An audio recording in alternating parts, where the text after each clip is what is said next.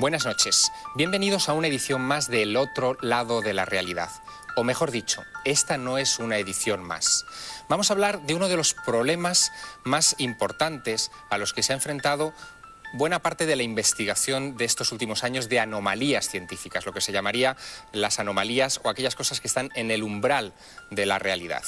Me estoy refiriendo a los objetos voladores no identificados.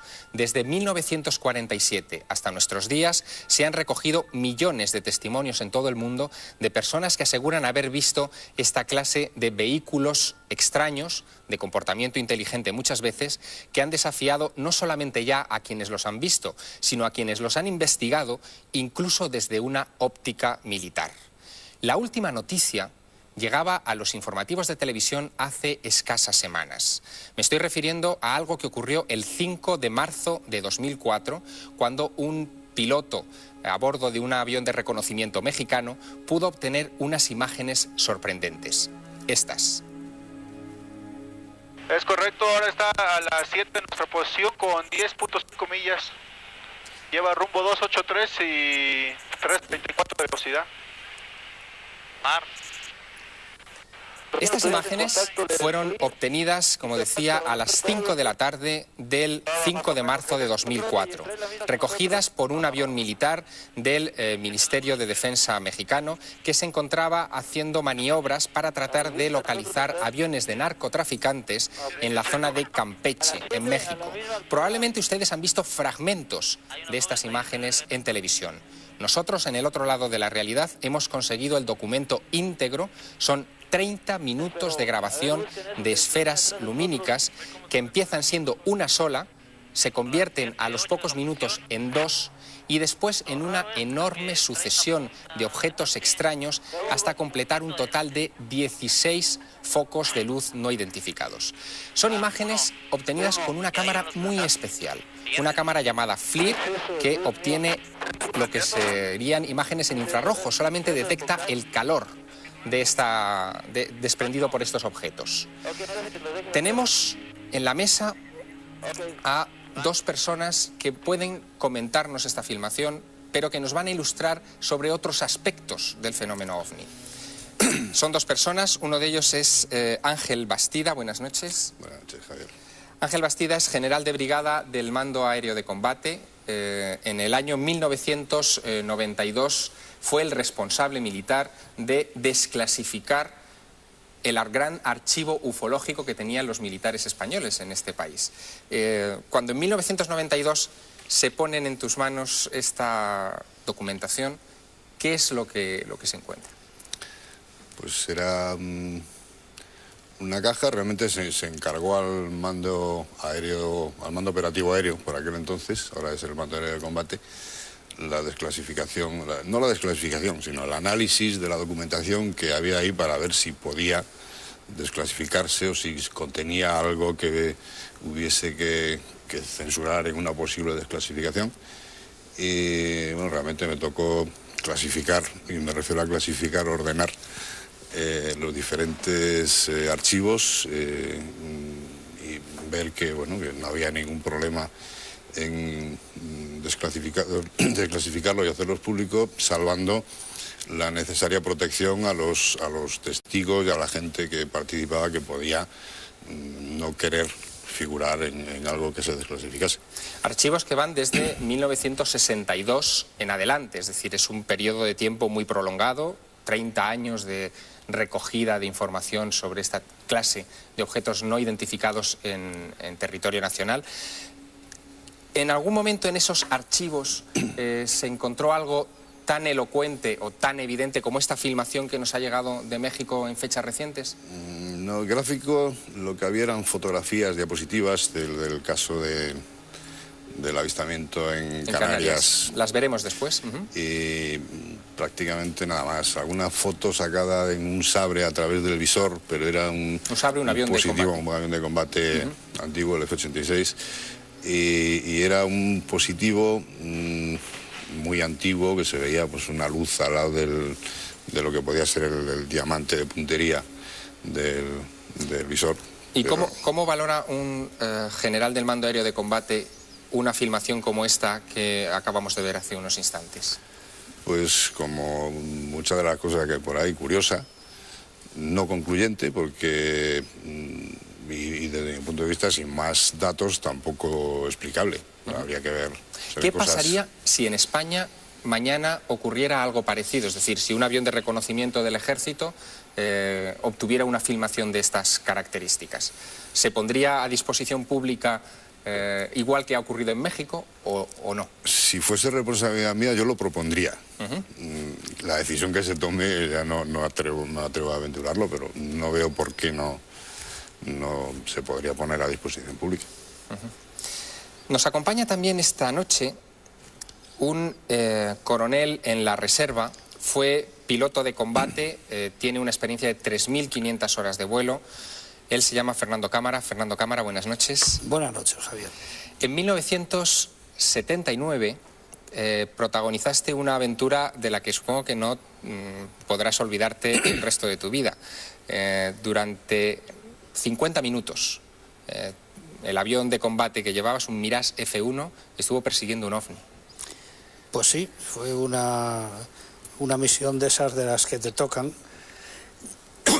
que hay otras que también tienen su historia y tal, pero vamos, esta pues es de las que verdaderamente no se olvidan, dentro pues de las muchas misiones que se han hecho cuando has estado de servicio, de alerta, de servicio de defensa del territorio nacional. Y entonces aquella noche pues me tocó salir a ver qué problemas podía haber habido con un avión civil, por lo que me comentaron en aquel momento, que había declarado emergencia y había aterrizado en Valencia porque le perseguían unos objetos que no estaban identificados por el radar ni por el control civil, y que el piloto del avión, el comandante del avión civil, había tomado la decisión de aterrizar en Valencia ante el problema de seguridad que encontró. Vamos a reconstruir esos momentos previos al despegue del Mirage F1 de la base aérea de Los Llanos, me imagino que sobre las 11 y pico más o menos de la noche. Lo que ocurrió fue lo siguiente: 1 hora y media antes, un avión de pasajeros, un supercarabel de la entonces compañía TAE, hacía un vuelo charter entre las Islas Baleares y las Islas Canarias. Acababa de despegar del aeropuerto de Son San Juan, en Palma de Mallorca, cuando al alcanzar la altura de crucero vio 2 luces rojas fijas que comenzaban a acercarse peligrosamente al avión. El comandante Javier Lerdo de Tejada comunicó con la torre de control inmediatamente que algo no iba bien. Tenemos lo que en el argot se conocería como la caja negra de las conversaciones entre ese piloto y la torre de control del aeropuerto. Vamos a escucharlo. Patrona, TAE 297. TAE 297, dígame. ¿Confirma usted que tenemos algún tráfico próximo a nosotros, a nuestra izquierda, aproximadamente unas 4 o 5 millas? 297, en negativo, no hay tráfico notificado. Tenemos 2 señales de luces rojas, como a unas 3 millas a las 10 de nuestra posición. Aproximadamente a la misma altura. A las 10 de la posición, a unas 3 millas a la izquierda de su posición ahora. Afirmativo. TAE 297, recibido, gracias. Sí, cuando pueda me informa usted sobre ese tráfico.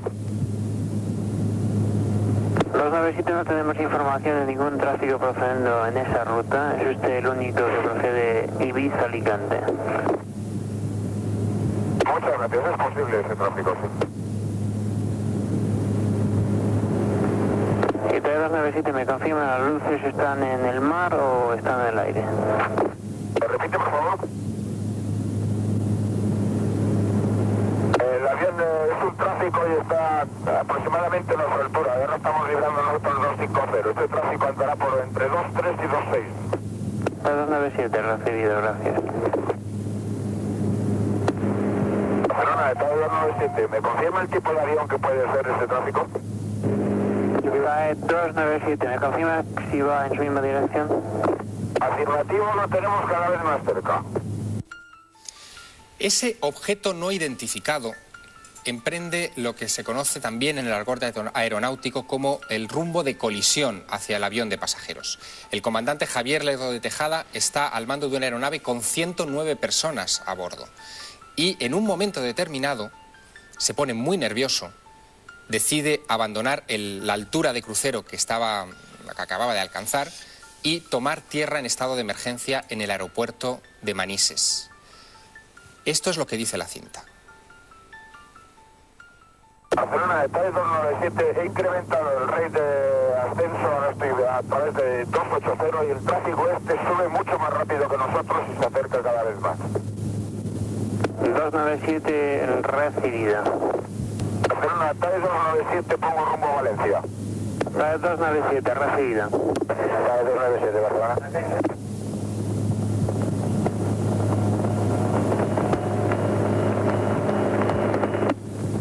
297, Barcelona. Delante para calle 297. 297 desea que comuniquemos con algún interceptor de la defensa. Ahora mismo estoy a 290, mantengo 290, me voy para Valencia, rumbo a Valencia. De acuerdo, ¿desea que llamemos a algún interceptor de la defensa? Si es posible, sí, información, porque el tráfico está a menos de media milla y ahora mismo ha bajado un montón, ha bajado, ahora debe estar unos 3.000 pies por debajo de nosotros. De acuerdo, vamos a comunicar con defensa por si sale algo. De acuerdo, ahora mantengo 290, me voy al borde de Valencia. El comandante Lerdo de Tejada tomó tierra en Valencia y unos instantes después ese interceptor de la defensa despegaba desde la base aérea de Los Llanos. Fernando Cámara, tú fuiste el que llevabas ese interceptor de la defensa, ese avión. Yo fui el que estaba durmiendo como un bendito en lo que le ocurría estas cosas al comandante Lerdo de Tejada.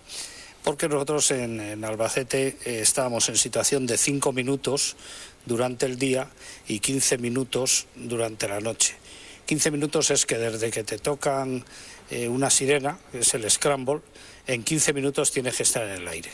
Ascendiste y te encontraste con esas luces, porque estaban todavía sobre Valencia. No, la cosa no fue tan rápido de que ascendidas. Cuando te toca un scramble, tú te coges, te subas al avión, despegas y entonces te da el control militar de la defensa, te da un rumbo y unos datos para que te dirijas hacia un sitio y entonces me dirigieron hacia Valencia, pero no me dirigieron hacia un blanco determinado porque verdaderamente no lo tenían en el radar. Sino me empezaron a contar la historia esta de... Y que buscaras y que buscara por allí a ver algo que pudiese haber. En unos instantes, después de la publicidad, nos contarás qué es lo que encontraste en ese scramble, en esa maniobra de interceptación. Escucharemos al coronel Cámara en unos minutos.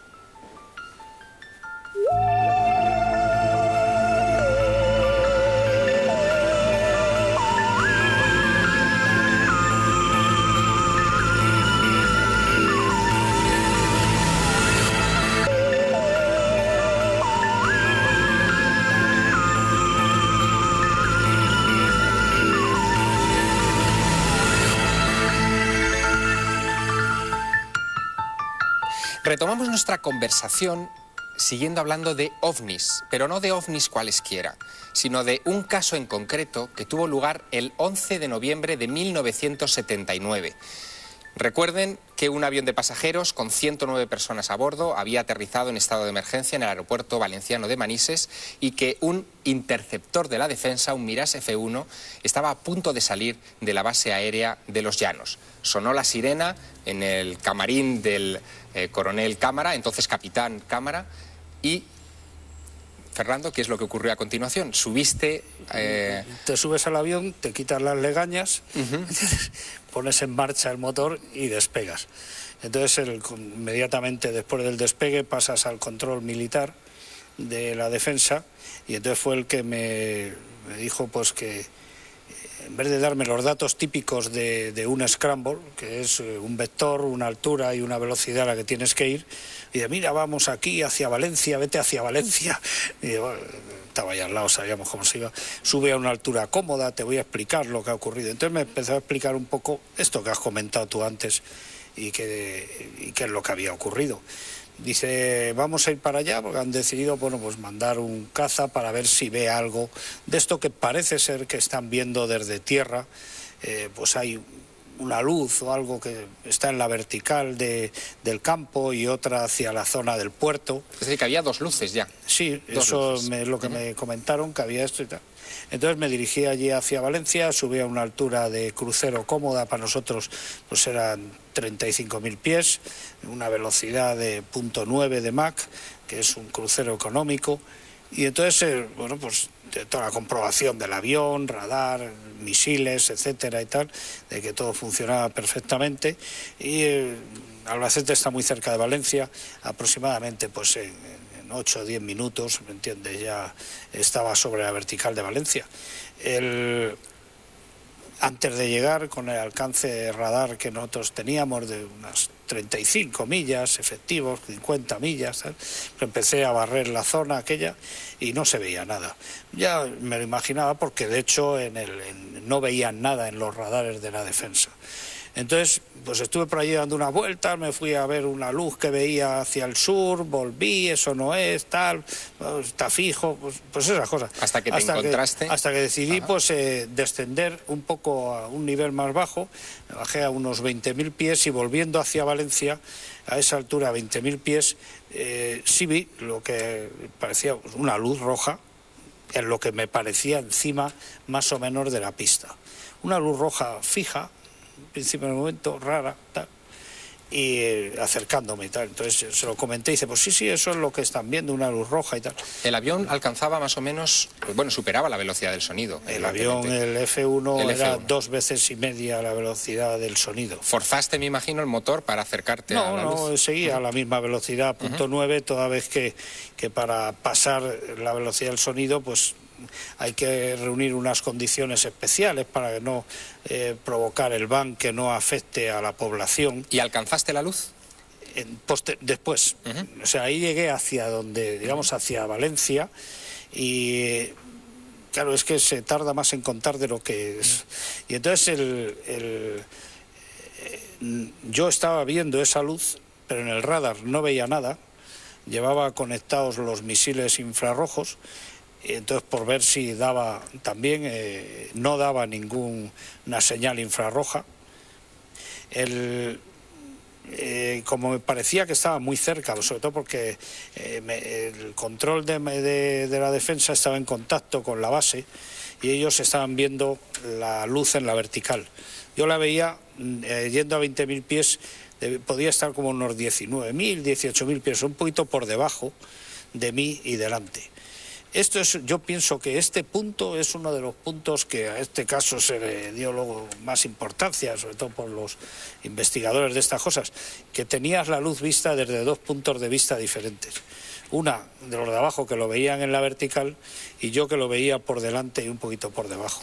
Porque si no, una luz te puede estar a 30 millas, a 50 millas, sí, es muy grande, claro, muy pequeño. 50 minutos dan para mucho, es decir, que es bastante tiempo en el aire para perseguir un ovni. Sí. En un momento determinado te aproximaste mucho a esa luz y pudiste ver algo, claro, una estructura interna. A la velocidad que yo iba, ¿me entiendes? Enseguida pasé Valencia y yo seguía viendo la luz delante. Entonces digo, oye, que yo la luz la sigo viendo ahí delante. Dice, no, los de abajo dicen que ya se ha ido delante de ti, que la luz va delante de ti. Entonces, ya saliendo íbamos como rumbo hacia Zaragoza, Teruel, en esa dirección yo venía del mar, y entonces le pedí permiso al control para ponerme supersónico para ver si me acercaba. Me autorizaron y entonces pues aceleré aproximadamente a 1,5, 1,6 de la velocidad del sonido. Pues me acuerdo de esto porque a 1,4 entraba una sobrevelocidad del motor y tal. Y entonces ahí instantáneamente, prácticamente, porque la luz cambiaba de color. La luz ya no era roja, ya la luz pasaba a ser blanca. ¿Algún tipo de alteración en los instrumentos de vuelo? Sí. Justo cuando iba a llegar a Valencia, lo que yo calculo que estaría unas 4 o 5 millas de ese objeto, que lo veían los de abajo en la vertical y que yo lo veía delante y por la distancia a la que yo estaba de Valencia. Entonces me empezaba en la radio, me empezó a entrar una señal como si fuese una sirena, que es una señal que nosotros identificamos casi como una señal de emergencia. Es un es como una baliza de emergencia. Como si alguien le estuviera amenazando. No, es una baliza de emergencia que como llevas en las radios puestas a la escucha un canal de guardia, entonces yo se lo comenté al del control, le digo, mira, yo creo que se está recibiendo una baliza de emergencia. Pero al mismo tiempo que esa baliza de emergencia se metía en la radio, entonces en un detector de amenaza radar que llevan los aviones estos, me indicaba que me estaba iluminando una señal electromagnética, una señal radar. El detector este que llevaba este avión, que supongo que ya estaba mejorado y supongo que ya no será secreto el que llevaba entonces, porque eran unos temas secretos de estos, tenía para decirte si lo que te estaba iluminando era un misil o un radar de onda continua, que es normalmente el que detrás de ese radar te va un misil, ¿me entiendes? O uno de vigilancia que te va dando a ratos. Una cosa, supongo que cuando después de perseguir ese objeto durante esos minutos, al regresar a la base de los Llanos, se redactó un informe, claro. Sí, claro.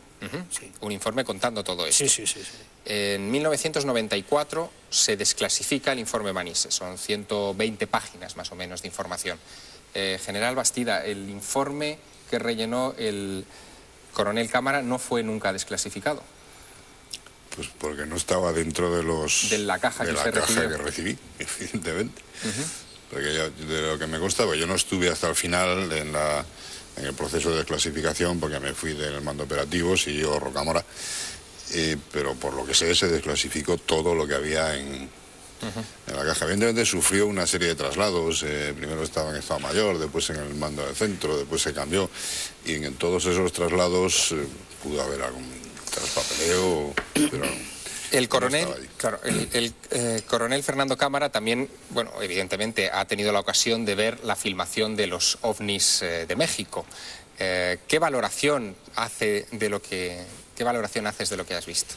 Pues hombre, viendo eso, viendo esa filmación, la sensación que a mí me da de lo que yo vi aquel día, que vi dos objetos diferentes, era que el segundo objeto que yo vi, si no fuese porque esto es una imagen infrarroja, podría ser similar al segundo que yo vi visualmente. O sea, que era como un círculo de luz. O sea, tenemos más imágenes que mostrarles. El vídeo, como les decía, dura media hora. Y tenemos también desde México, desde Guadalajara, desde la ciudad de Guadalajara, a Jaime Maussan, que es la persona que recibió de la Secretaría de la Defensa Nacional este valiosísimo documento. Buenas noches, Jaime. Javier, ¿cómo estás? Desde acá, desde México. Es un placer tenerte con nosotros en el otro lado de la realidad. Pues realmente es para mí un gusto participar con un investigador tan objetivo como tú. Quisiera preguntarte, Jaime, después de estos días han salido varias explicaciones tentativas para esta película. Algunos han dicho, algunos científicos, que podían ser centellas, una especie de flashes en la atmósfera naturales.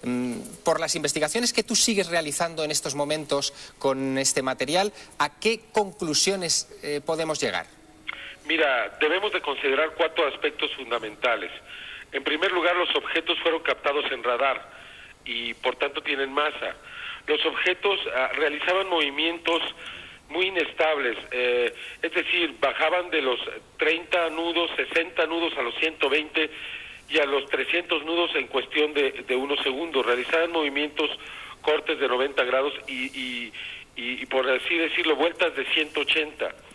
Por otro lado, tenían energía porque fueron captados por una cámara en infrarrojo. En tercer lugar, eran invisibles a la vista y esto elimina muchísimas posibilidades, incluso muchas de las atmosféricas, porque los fenómenos atmosféricos al volante, porque pues aquí obligó al piloto a apagar sus luces de navegación para evitar lo que él pensó podría ser algún tipo de confrontación. Finalmente, y todo esto puede ser constatado en la grabación original, finalmente el piloto regresa a su base porque ya no tenía combustible y entonces los objetos lo siguen durante algunos minutos, pero a la misma velocidad, nuevamente demostrando inteligencia. Si a todo esto le agregamos que la fuente es oficial, que es el propio ejército mexicano, pues entonces tenemos una evidencia muy difícil de explicar.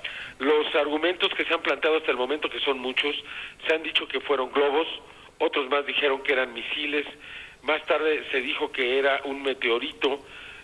No conformes con ello, entonces sugirieron que podría tratarse de basura espacial, de gases, dado que este es un área petrolera.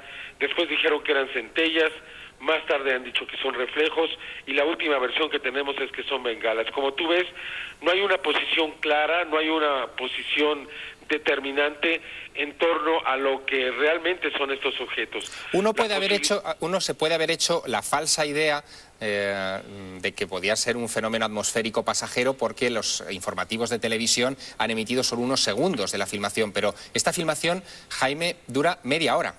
Bueno, dura media hora en su versión total, que es todo el vuelo de estos soldados. Sin embargo, desde el momento que se inicia la persecución a lo que creen es un avión de narcotráfico, hasta el final dan de ser unos 14 o 15 minutos, son 11 minutos de imágenes en infrarrojo.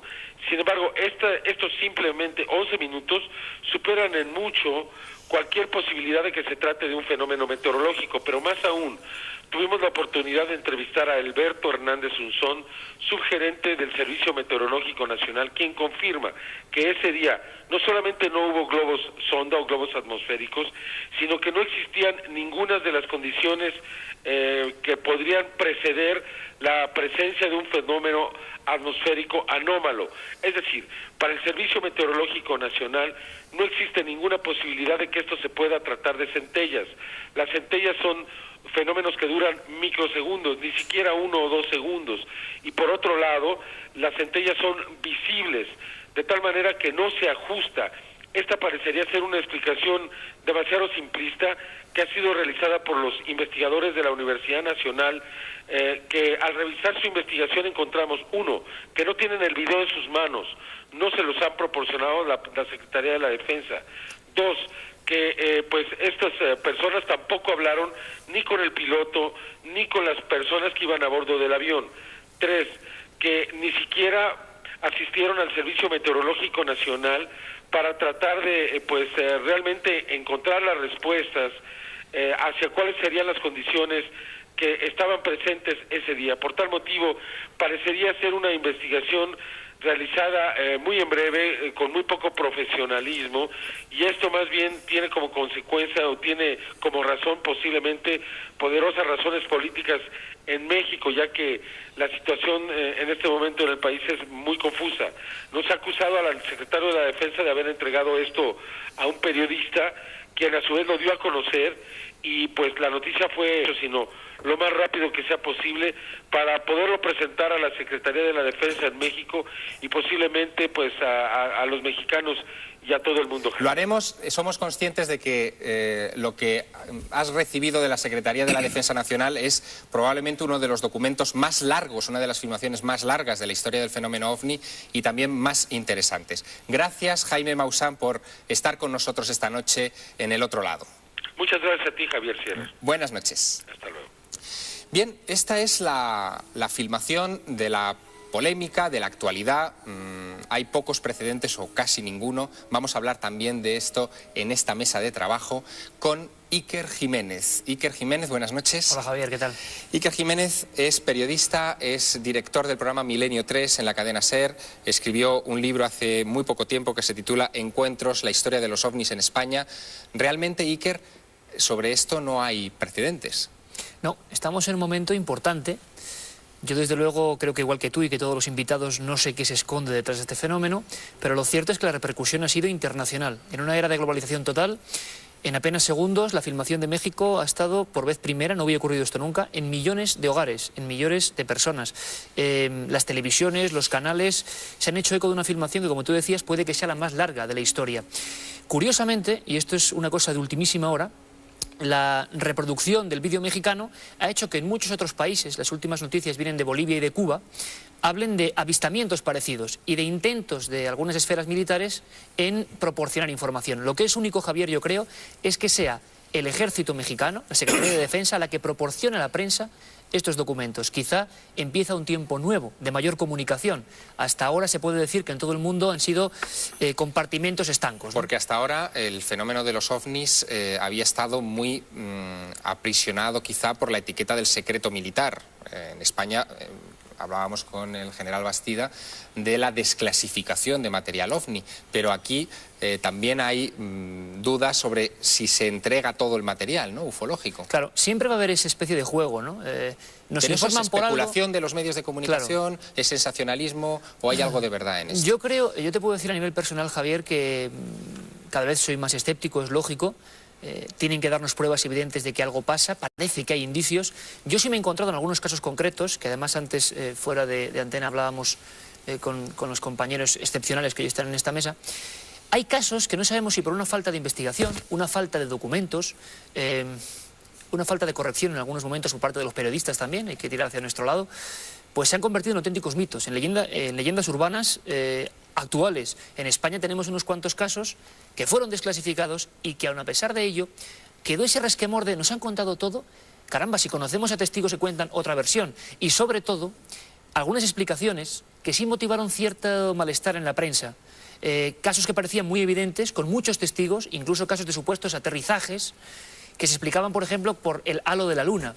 Esto quizá fuera así, pero al pueblo llano le sorprende que los militares dieran estas explicaciones. Por lo tanto, es un pez que se muerde la cola y que no nos lleva a ningún lugar. General, hay poco... Sí, yo disiento. Creo que no, en los expedientes, no los expedientes, en la cobertura que se daba a los expedientes cuando se proponía su desclasificación, que yo sepa, menos yo no di nunca una explicación de ninguno de los fenómenos, a menos que creo que una vez con el caso de los globos de Madrid se podía sugerir que esa podía ser la... Pero el resto de los casos no se daban explicaciones. El caso es que la mayoría de los expedientes OVNI, tanto del Ejército del Aire como los que interesan realmente a los investigadores, son protagonizados por testigos de élite. Los propios expedientes secretos hablaban de testigos de categoría A para radaristas, pilotos de combate, etcétera, que tenían esta clase de experiencias. De alguna manera vamos a tener en la mesa también a un testigo de categoría A. Es un viejo conocedor de estos temas, pero él es coordinador también del control aéreo de Barajas. Sí, hola. Hola. Buenas noches. Buenas noches, Pablo Díaz Moreda. Gracias por estar en esta mesa esta noche. Encantado. Pablo, el 10 de marzo de 1979 ocurre algo de lo que tú eres indirectamente protagonista desde el control aéreo del aeropuerto de Barajas. En la torre de control de Barajas, pues nada más sentarme a trabajar en un relevo, pues se me transfiere un avión en aproximación, un Aviaco. En él iba uno de los pilotos, no recuerdo si era comandante o segundo piloto, nuestro viejo conocido y fallecido José Antonio Silva. Y me comenta el controlador radar que no está en la torre, sino en aquella época estaba en Paracuellos, en el centro de control de Madrid, que también lo veía. Yo muy sorprendido, nadie me había dicho nada, digo que ve que... Dice, pues lo que están viendo los aviones anteriores, un objeto al oeste de Madrid. Como he sido un forofillo del tema desde bastante joven, pues en la primera comunicación que tuve con el Aviaco, no recuerdo el número de vuelo, pues le pregunté, no tenía que decirle otras cosas, le di la típica información de viento y tal, y enseguida pues le pregunté qué es lo que veía y me lo describió. Me escribió que veía pues un objeto luminoso, grande, tamaño de un 747, un jumbo jet, quizá mayor, al oeste de Madrid, a unos 5 a 7 kilómetros, por su izquierda, estaban aterrizando de sur hacia norte, en Barajas, y que hacía paralelos a ellos las mismas maniobras que ellos hacían. Si ellos viraban un poquito, pues aquel objeto viraba con ellos y mantenía más o menos la misma distancia. Y en un cierto momento, pues ellos lo pierden de vista cuando ya están cerca del suelo. No había ningún avión detrás en la aproximación. y en ese momento el controlador radar, que insisto no está en la torre, sino está en otro sitio, me dice por el interfono que nos comunica que aquello empezaba a moverse. Quiero hacer notar que desde la torre, como luego comentaré brevemente, no vimos nada, sí lo vieron al menos 6 o 7 aviones en aproximación. Y se detectó y estaba detectado de paracuellos en el radar de aproximación. Un radar primario más secundario, pues se detectaba como un blanco primario, que se llama, ¿no? ¿Llegó a ponerse en peligro la seguridad de aquellos vuelos? No, nunca. La distancia mínima que hubo con todos esos aviones, según me contó el controlador radar y el informe del piloto, fue del orden de unas 3 millas náuticas, aproximadamente unos 5 kilómetros laterales, ¿no? La zona del Cerro de Los Ángeles, por ahí, la carretera de Andalucía, parece ser que es por donde andaba este cacharro. ¿Qué conclusión sacas de una experiencia como esta? Bueno, fue muy extraño porque lo más curioso del caso es que a continuación aquello comienza a moverse a velocidades lentas. Me llegó a decir el controlador radar, parece un dirigible. Era muy lento, 50 nudos, 60 nudos, esos son unos 80 kilómetros por hora. ¿Inteligente? ¿Comportamiento inteligente? Sí, el viento era calma. Era un día de invierno, primavera ya casi, muy luminoso en el aire, había calima, con lo cual la visión desde la torre de control hacia el sur era muy mala. Esa fue la pena, porque aquello pasó a unos 4 kilómetros al sur del aeropuerto y todo el personal que en aquel momento estábamos en la torre, unas 5 o 6 personas, nos deshojamos literalmente para ver si veíamos algo. No vimos nada. Unas cuantas millas ya más allá, lo curioso es que se dividió en 3, como si el objeto, porque daba eco radar, se dividió en 3 partes, siguió volando como en formación y de repente se esfumó de la pantalla. Luego hablé en persona con José Antonio Silva, pero con esta historia y bueno, me comentaron en persona su experiencia, que la verdad es que no les había asustado, pero les había interesado y a mí también, por supuesto. Gracias, Pablo, por tu testimonio. Pablo ha rodeado un peligroso margen en el fenómeno de los ovnis y es pasar a hablar de nave o sugerir que esos objetos están tripulados o hay alguna clase de inteligencia a bordo de ellos. No he querido indicar nada, Dios me libre, por favor. Quisiera presentarles un testimonio. Es un testimonio que se encuentra en los expedientes desclasificados del Ejército del Aire y que está vinculado a un incidente que tuvo lugar en 1976 en la isla de Gran Canaria.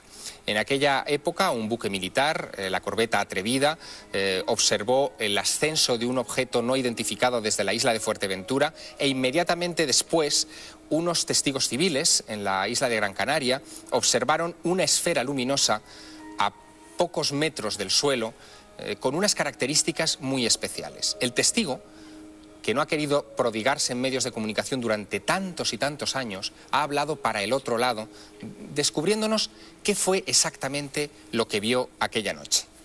Nos encontramos con un fenómeno que francamente yo no sé lo que fue. Si no me veo en plena oscuridad, 10 menos cuarto de la noche.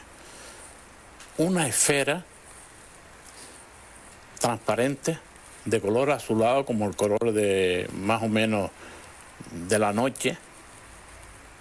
Se veían las estrellas a su través y mediría unos 12 metros o 15 metros de diámetro y estaba a 2 o 3 metros sobre el nivel. En la carretera, sobre el nivel, a 2 o 3 metros, esta esfera grande. El doctor Francisco Julio Padrón nos da incluso los detalles de algo que estaba sucediendo en el interior de esa esfera. Esa esfera es enorme, está a unos 20 metros, como nos decía, del vehículo en el que él se encontraba. Salen del vehículo y la observan con detalle durante un tiempo y observa cómo es semitransparente. Y hay algo dentro. Hay incluso, él logra distinguir incluso consolas o algo por el estilo. Nos lo cuenta. Era de un aluminio brillando, 2 a los lados. Y una vez que se constituyeron la especie de esas consolas, empezaron a surgir acá, en un lado y en otro, 2 seres rojizos, enfundados como los submarinistas, igual. Lo que era mucho más alto, de 2,5 metros o 3 metros de alto. Sí me fijé una cosa, que tenían las 2 manos terminando en punta, como puntiagudas, no tenían los dedos, sino puntiagudos. uno se miraba al otro. No miraron ni arriba ni abajo, sino mirándose el uno al otro, ni siquiera a los lados. Estamos hablando de otra época, 22 de junio de 1976. Inmediatamente los militares se encargaron una investigación de este asunto porque había implicación de personal de las Fuerzas Armadas. Se recogieron todos los testimonios, también los testimonios de los civiles, pero el doctor Francisco Julio Padrón tuvo una mala experiencia. El juez instructor encargado de investigar este caso parece que le instó a no hablar. Eso también nos lo cuenta.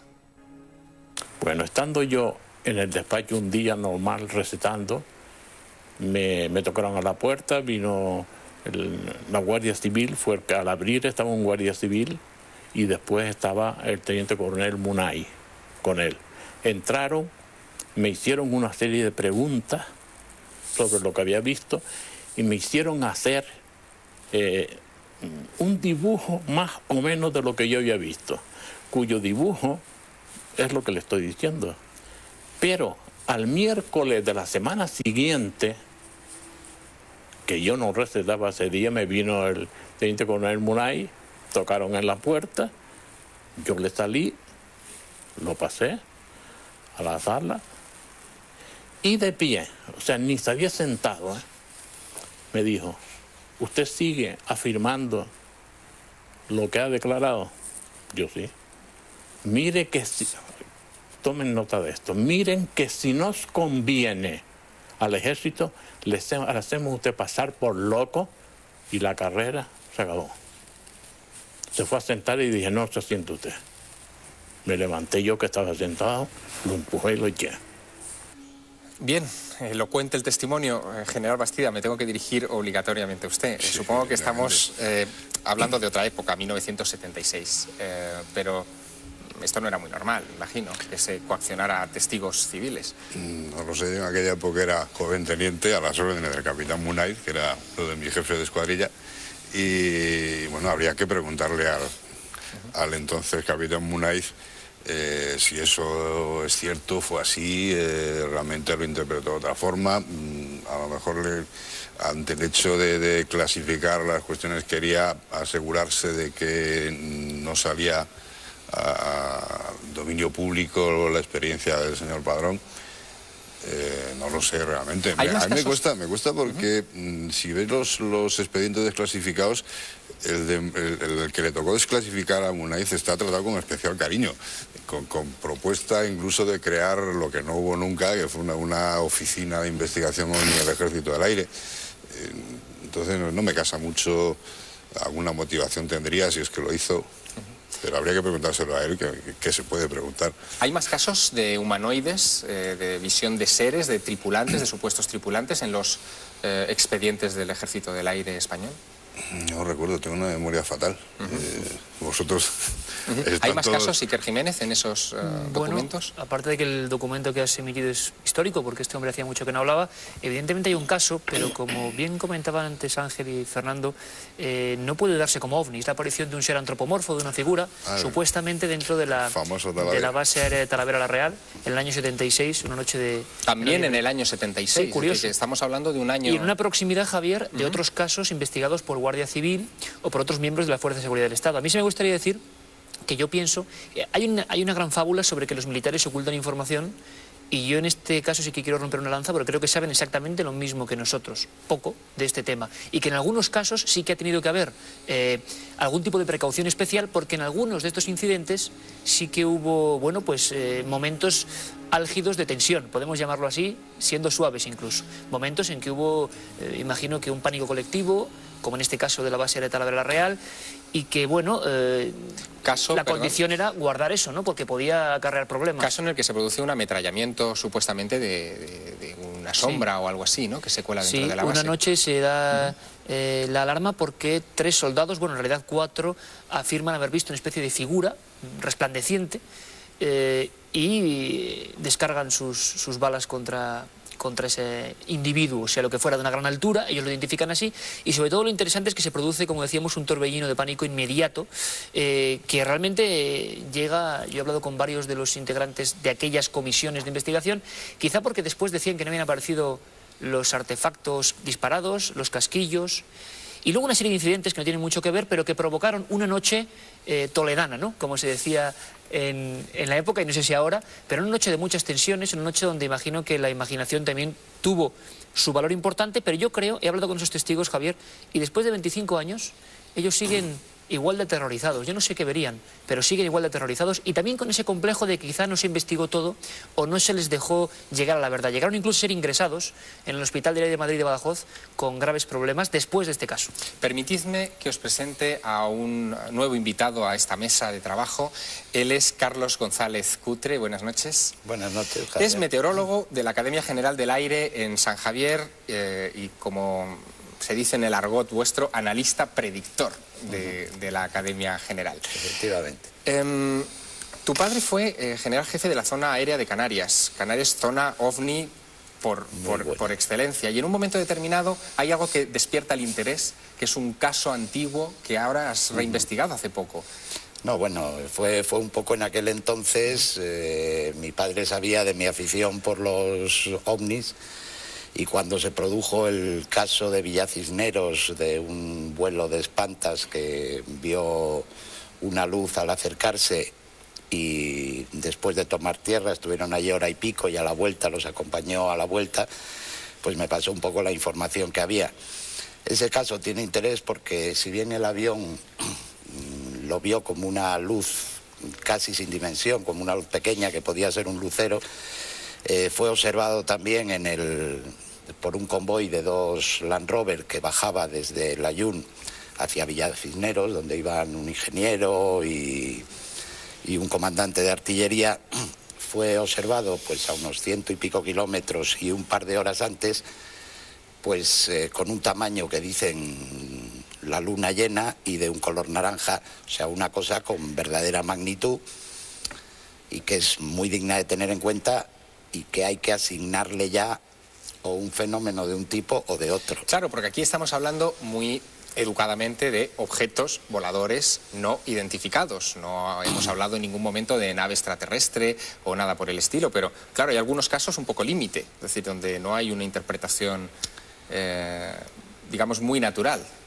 No, una explicación natural no la hay, pero de eso a decir que una cosa es una nave, para la generalidad de la gente, si observamos ventanillas, si observamos una estructura metálica o algo así, pues claramente habría que identificarlo como una nave.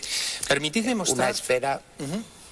Permitidme mostrar, Carlos, algo que también tú muy bien conoces, que ocurrió el 5 de marzo de 1979 en las Islas Canarias. Fue visto por miles de personas y se obtuvieron también decenas de fotografías. De hecho, el expediente militar que vamos a ver a continuación es probablemente uno de los más voluminosos que tiene el Ejército del Aire. Son más de 200 páginas en los que se encuentran estos clichés fotográficos de algo que tuvo 2 fases. Primero, una especie de anillos, como los que vemos en la imagen superior, que duraron bastante tiempo, y después apareció esto, una especie de gran luminosidad que se reflejó incluso en el océano, que, insisto, fue visto por miles de personas.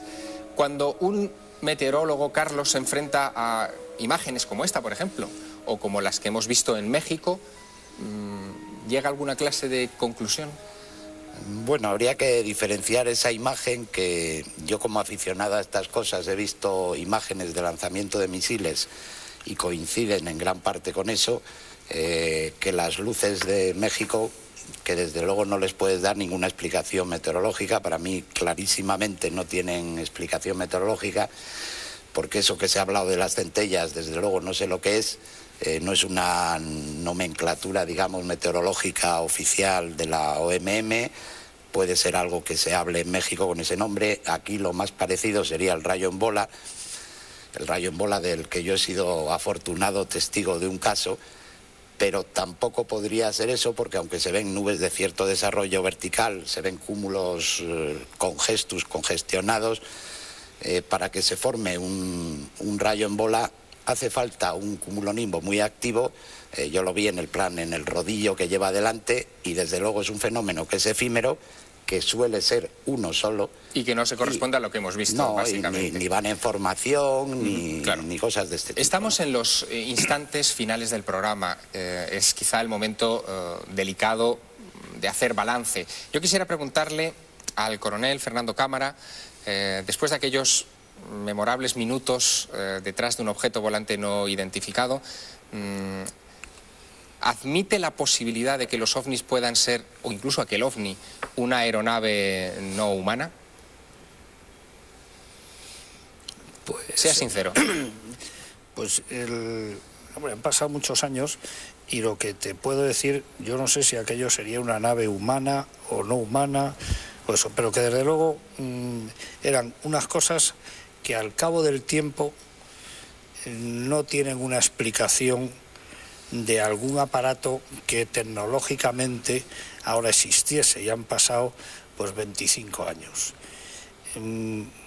Yo nunca me he comido el coco de decir era una nave, no era una nave, era una cosa. Desde luego han dicho muchas cosas de lo que podía ser eso. Desde luego aquello parecía que tenía una cierta inteligencia, porque jugaba conmigo más de lo que yo podía ir en contra de él, de esos dos bichos. Y después, porque decían, bueno, pues a lo mejor un avión Steel o un avión de estos y tal. No, aquello se veía a la vista y en cambio, a diferencia de lo de México, no se veía ni en el radar ni en infrarrojos. General Bastida, ¿usted contempla la posibilidad de visitas extraterrestres a la luz de los expedientes OVNI que en su momento se examinaron y se desclasificaron? No solamente a la luz de esos expedientes, que realmente tampoco había cosas muy, digamos, elocuentes en este sentido, pero vamos, hay otros 1000 testimonios que se puede dar más o menos credibilidad, este mismo de México. Considero que hay cosas que no tienen una explicación desde el punto de vista normal. La explicación nave extraterrestre, bueno, pues es fácil, es la inmediata, la que se puede aceptar, porque no, puede ser una de las explicaciones de ese fenómeno, sobre todo si vemos que se habla de aceleraciones, de velocidades, de cambio de trayectoria que son humanamente imposibles. Un ser humano que fuese dentro de algo que hiciese eso, estaría aplastado en cuestión de segundos. Entonces, ¿puede que esté cambiando ya la historia del fenómeno OVNI con esta actitud de los militares mexicanos, es decir, de entregar a la opinión pública rápidamente la información? Yo creo que sí. ¿Cree que hay un lo cambio? que estaba hablando antes, Siker, por ejemplo, o que tú comentaste, que el expediente del caso de Fernando no estaba dentro de los expedientes OVNI. En principio puede hacer pensar que, bueno, se ha ocultado por algo. Más desclasificación que la que habéis tenido aquí hoy. Creo que es difícil tener otra. Es cierto. Además sí se desclasificó toda la conversación entre el caza y el... No, lo que no estaba era el informe, los interrogatorios. Pues el informe, pues a lo mejor por lo que tú dices, porque era del Macén y luego el Macén pasó a otro lado y desclasificaron otros de ahí. Pero vamos. Está aquí porque quiere voluntariamente y no oculta nada. Encima habla mucho, o sea que... Es cierto, mayor desclasificación que tener por primera vez en un plató de televisión a un coronel, a un general del Ejército del Aire, haber tenido a un coordinador de Barajas para explicarnos observaciones OVNI, a un meteorólogo de la Academia General del Aire y a un investigador como Iker Jiménez, es difícil de ver en las pantallas, en la pequeña pantalla. Hemos llegado al punto final del otro lado de la realidad. Les invito a permanecer atentos a esta pantalla, a estar pendientes de lo que vamos a ir desclasificando en próximos programas. Si tienen alguna sugerencia, algún comentario que hacernos, quieren enviarnos alguna documentación, pueden hacerlo a nuestro correo electrónico elotroladodelarrealidad@telemadrid.es. Una vez más, hemos demostrado que el misterio puede abordarse de forma rigurosa y que cuando el misterio es riguroso, merece la pena seguir investigando en él. Buenas noches.